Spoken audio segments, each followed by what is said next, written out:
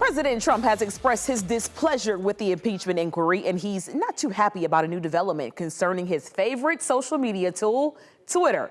Natisha Lange is following that story for us tonight. Hey, Natisha.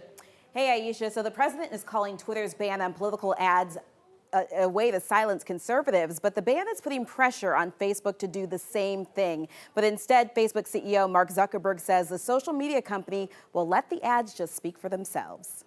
Mark Zuckerberg is doubling down on his support for candidates' free speech on Facebook by not fact-checking political ads.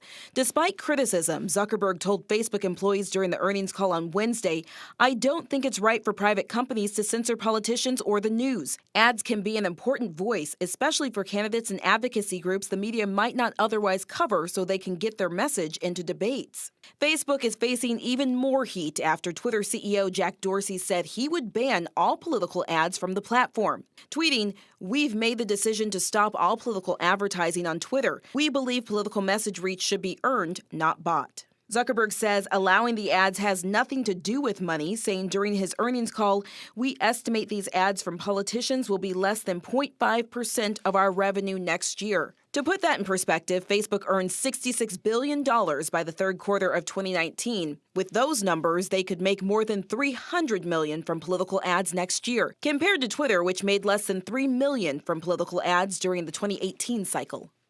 Now, Forbes reports an estimated $6 billion will be spent on political ads during the 2020 elections, but Twitter will not be spending any of that money. The Twitter policy will go into effect on November 22nd, just a few days after the Democratic debate right here in Georgia.